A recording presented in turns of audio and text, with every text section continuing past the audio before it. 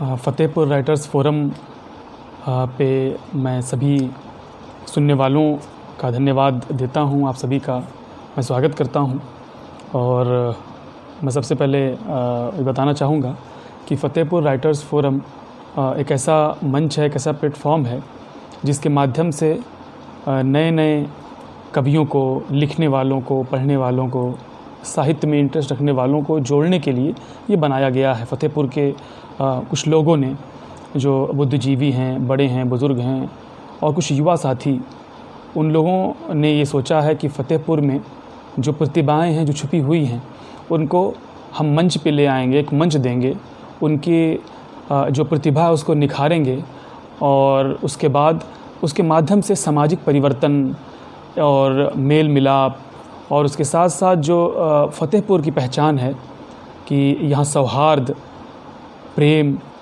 ये मैत्रीपूर्ण संबंध जो अलग अलग लोगों में है, उसको बढ़ाने के लिए ये कविताएं, ये शेर और तमाम ये जो साहित्य के माध्यम से एक प्रयास है फ़तेहपुर राइटर्स फ़ोरम का। तो उस राइटर्स फ़ोरम से मैं भी जुड़ा हुआ हूँ और मैं जुड़ा इस लिहाज से हूँ कि जो एडवाइज़री बोर्ड है उसका मैं सदस्य हूँ और अपने जज्बात को मैं शब्दों में पिरो के कभी व्यक्त करता हूँ, अपनी भावनाओं को। तो साथ ही ये बताते हैं ये कविता है, तो उन कविताओं को ही राइटर्स फ़ोरम के माध्यम से मुझे भी मंच मिला, मेरे जैसे युवा को भी मंच मिला। इसके लिए मैं धन्यवाद देता हूँ फ़तेहपुर राइटर्स फ़ोरम का कि मुझको भी अपनी बात को, अपने जज्बात को, अपने ख़यालात को आपके सामने रखने का ये अवसर मिला है। इसके लिए मैं फ़तेहपुर राइटर्स फ़ोरम का धन्यवाद देता हूँ। मैं फ़तेहपुर बहुत आना हुआ इससे पहले और फ़तेहपुर में बहुत से ऐसे बुज़ुर्ग हैं जिनसे मिल के मैं बहुत इंस्पायर हुआ।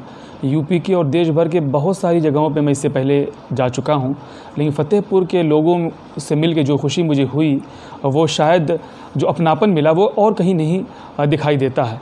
ख़ास करके फ़तेहपुर के युवाओं के बारे में मैं कहना चाहता हूँ कि वहाँ के जो युवा हैं उनके अंदर एक ऐसी प्रतिभा है कि शायद बहुत कम शहरों में, कस्बों में के युवाओं में ऐसी प्रतिभा देखने को मिलती है। अभी लॉकडाउन में मैंने देखा कि वहाँ किस तरीके से हिंदू, मुस्लिम और अलग अलग धर्म आस्था के लोग, उनसे जुड़े हुए युवा लॉकडाउन में गरीबों को, ज़रूरतमंदों को राशन पहुँचाने में लगे हुए थे।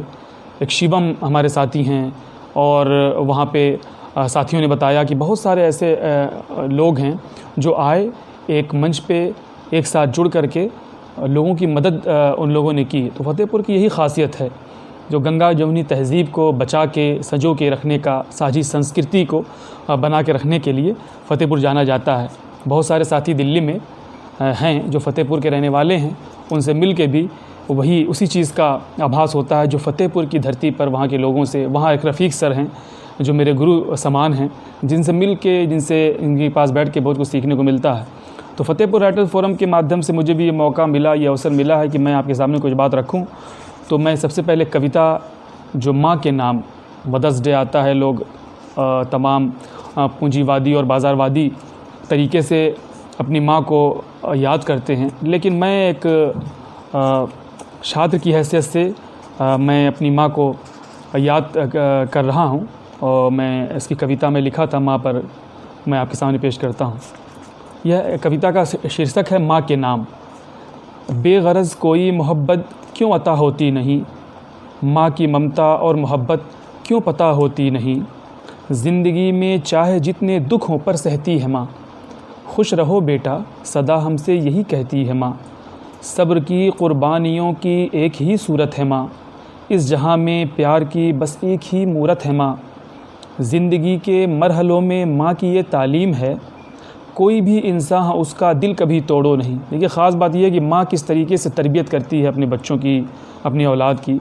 ज़िंदगी के मरहलों में माँ की ये तालीम है, कोई भी इंसान उसका दिल कभी तोड़ो नहीं। राह में हमराह को यूं ही कभी छोड़ो नहीं। ज़िंदगी में जब परेशानी ने आ घेरा मुझे, माँ ने सर पे दस्त शफ़क़त फेर कर बोला सुनो।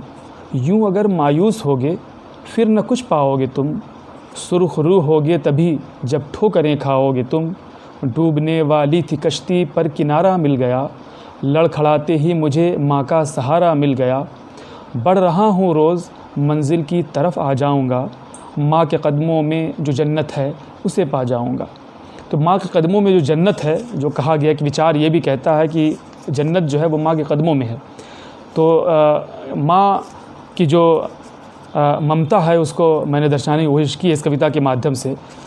तो फतेहपुर राइटर्स फोरम के माध्यम से भी हम ये चाहते हैं, जो भी इसके लोग हैं, फतेहपुर राइटर्स फोरम को बनाने वाले एडवाइजरी बोर्ड के लोग हैं, वो यही चाहते हैं कि हम लोगों को जोड़ें जो समाज के मुद्दों पर अलग अलग विषयों पे अपनी बात को रखें। फतेहपुर में जो युवा हैं, जो जिनके अलग अलग सलाहियत है, जिनके अंदर टैलेंट छुपा हुआ, उनको हम इस फोरम के माध्यम से जोड़ना चाहते हैं। और जो बुज़ुर्ग हैं फतेहपुर में, जो शोरा हैं, उनके ज़रिए, उनके माध्यम से हम उनकी ट्रेनिंग और तरबियत कराना चाहते हैं और ख़ुद हम तरबियत लेना चाहते हैं, ताकि हमारे जो सलाहियत है उसमें निखार आ सके। लिखने की सलाहियत है, पढ़ने की सलाहियत है, हमारी जो कविता कहने की सलाहियत है उसमें निखार आ सके। तो फतेहपुर राइटर्स फोरम के माध्यम से जो बड़े जो अदीब हैं, जो शोरा हैं, जो कवि हैं, उनसे हम सीखेंगे भी और युवाओं को जोड़ेंगे भी। और फतेहपुर के जो युवा हैं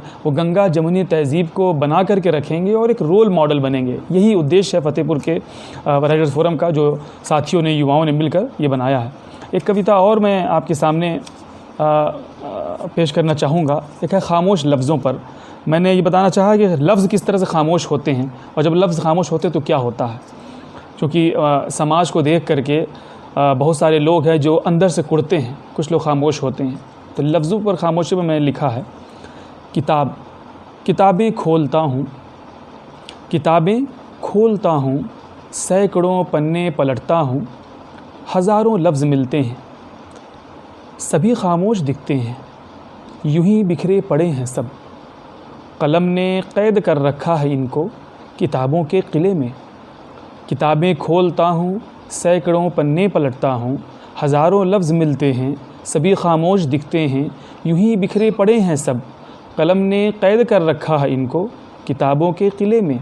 हर एक लफ्ज़ों के पैरों में पड़ी है बेड़ियाँ, सज़ा पाई है लफ्ज़ों ने यूं ही खामोश रहने की। हज़ारों लफ्ज़ हैं लेकिन सभी खामोश बैठे हैं, अगर एक लफ्ज़ भी कुछ बोलता खामोशी तोड़ सकता था। जो पैरों में हैं ज़ंजीरें उन्हें भी तोड़ सकता था।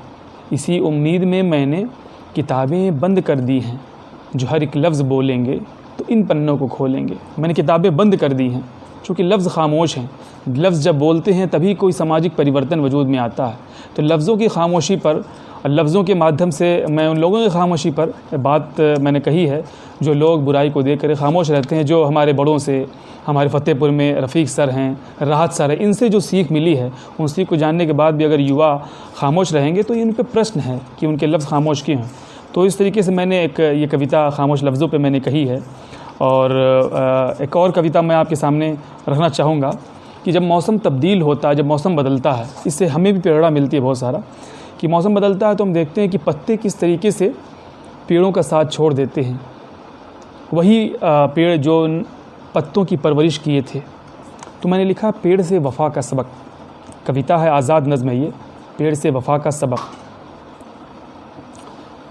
बड़े ही बेवफ़ा होते हैं ये पत्ते, बड़े ही बेवफ़ा होते हैं ये पत्ते, बदलते मौसमों को देखकर जुदा हो जाते हैं पेड़ों की शाखों से, अकेला छोड़ जाते हैं दरख्तों को जिन्होंने ज़िंदगी बख्शी थी इनको, मगर गिरते हैं औंधे मुँह ज़मीं पर और मिल जाते हैं मिट्टी में। बड़े ही बेवफ़ा होते हैं ये पत्ते, बदलते मौसमों को देखकर जुदा हो जाते हैं पेड़ों की शाखों से, अकेला छोड़ जाते हैं दरख्तों को जिन्होंने ज़िंदगी बख्शी थी इनको, मगर गिरते हैं औंधे मुँह ज़मीं पर और मिल जाते हैं मिट्टी में। खड़े रहते हैं तन्हा पेड़ फिर भी, धूप में, बारिश में, आंधी में, इसी उम्मीद में शायद कि कल कोई नया पत्ता जन्म लेगा, इन्हीं शाखों की बाहों में जमा होगा। सबक सीखिएगा मुझसे फिर वफ़ाओं का कि जो अपनी हकीकत भूल जाते हैं वो सब मिट्टी में एक दिन मिल ही जाते हैं। तो पेड़ के माध्यम से मैंने अपने एक विचार मैंने साझा किया है इस आज़ाद नज़्म के माध्यम से।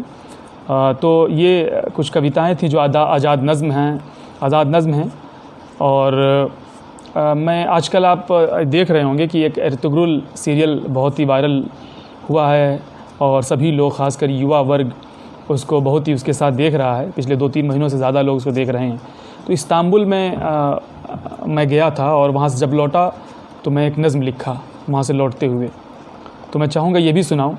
और ख़ास करके इतिहास के उसमें फ़तेहपुर की जब बात आती है तो फ़तेहपुर के बारे में मुझे वहाँ के लोगों ने बताया, मैंने ख़ुद पढ़ा कि वहाँ का एक खूबसूरत माजी है, एक अतीत है, बहुत सुंदर अतीत है उसके। जब इतिहास में फ़तेहपुर के हम जाते हैं, एक मैं नाम भूल रहा हूँ, एक जस्टिस साहब थे जिन्होंने आज़ादी के लिए, आज़ादी की क्रांति में अपने आप को समर्पित किया और अंग्रेज़ों ने जब आज़ादी के लिए आज़ाद कराया, वहाँ के डीएम थे और उन्होंने अंग्रेज़ों के ख़िलाफ़ बिगुल फूंका और फ़तेहपुर को आज़ाद कराने में भूमिका निभाई, जिसके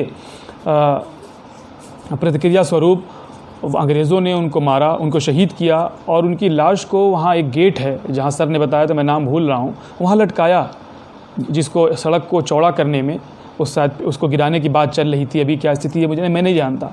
तो आप देखें कि आपके फ़तेहपुर में बहुत सारे ऐसे शहर हैं जिनके पास कोई अपना माजी नहीं है, जिसके पास अतीत नहीं, जिसके गर्व करें। फ़तेहपुर में बहुत सारी ऐसी कहानियाँ, मैं तो एक कहानी का जिक्र किया कि जस्टिस साहब को पेड़ से लटकाया गया।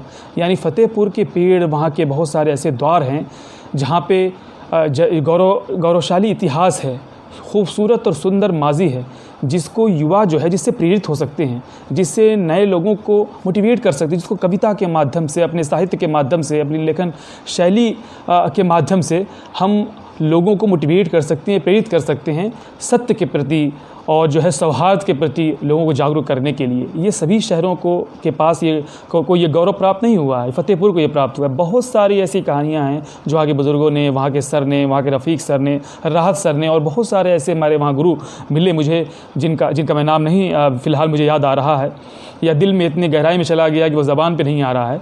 तो बहुत सारे ऐसे लोग वहाँ पे मुझे मिले। तो फ़तेहपुर की ख़ासियत यही है कि खूबसूरत उसका माजी है, उसका इतिहास है, जिसको अगर वर्तमान में उसको हमारे युवा, हमारे साथी अगर उसको साहित्य के माध्यम से उसको पुनर्जीवित करने का काम करें तो ये बहुत अच्छा होगा। और ऐसे समय में जब writers forum, Fatehpur writers forum जो हमारे साथी जो चला रहे हैं, इससे अगर जुड़ते हैं और इसके माध्यम से अगर उस इतिहास को पुनर्जीवित करते हैं तो ये बहुत ही बेहतर होगा आने वाली पीढ़ियों के लिए भी, वर्तमान समय भी, और एक भविष्य की दिशा निर्धारित करने में ये बहुत ही महत्वपूर्ण भूमिका होगी इसकी। मैं इतिहास की जब बात आई तो मैं एर्तुगरुल सीरियल का जिक्र किया मैं इस्तांबुल से लौटते वक्त जो मैंने शेर कहा था, मैंने एक नज़्म कही थी, मैं आपके सामने रखूँगा फिर अपनी बात ख़त्म करूँगा। इस तरीके से है, इसका शीर्षक है शहर इस्तांबुल के नाम। ऐ शहर इस्तांबुल की मस्जिदों मीनार सुन। इस्तांबुल में बहुत बड़ी बड़ी मस्जिदें हैं, ऊंची ऊंची मीनारें। तो मैंने कहा ऐ शहर इस्तांबुल की मस्जिदों मीनार सुन, हिंद के वासी की जज्बातों की कुछ तो बात सुन। मेरे माजी की झलक तुझमें है पोशीदा यहाँ, वो ज़मीं जिसके जवां मर्दों ने था जीता जहाँ। अब तलक सुल्तान फ़ातिह के निशां मौजूद हैं, खूबसूरत बाप के सब आशियाँ मौजूद हैं। कह रहे इस्तांबुल के ये ज़मीन व आसमां, मैं वही माजी हूँ जिस पर रश्क करता था जहाँ। हज़रत अय्यूब के मिट्टी की तू पहचान है, आज भी कौमे हिजाज़ी की तुझी से शान है। तेरे जानिब देखती है आज दुनिया की नज़र, हो रहा है अब जहाँ पर फिर से तेरा ही असर। सूरत खुर्शीद जीते हैं कहा इकबाल ने, डूबता सूरज वो निकलेगा किसी भी हाल में। दिल ही दिल में तुझसे करते ही रहेंगे हम कलाम, फिर मिलेंगे ऐ शहर इस्तांबुल तुझको सलाम। तो ये इस्तांबुल पे और वहाँ की खूबसूरती पे, वहाँ के माजी पे, वहाँ के जो इतिहास है उस पे मैंने ये नज़्म कही थी। तो ये इतिहास के परिप्रेक्ष्य में ये बात कही गई है और ऐसी बहुत सारी नज़में मैंने लिखी हैं, लेकिन जो चुनिंदा है मैं आपके सामने पढ़ने की कोशिश कर रहा हूँ।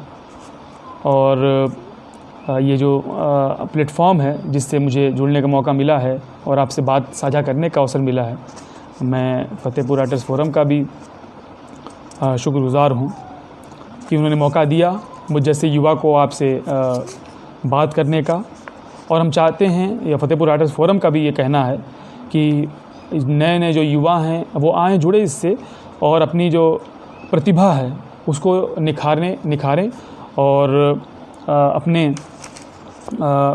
लोगों को, अपने शहर के लोगों को और अपनी प्रतिभा के माध्यम से लोगों को आगाह करने का, लोगों को प्रेरित करने का और एक अच्छी संस्कृति को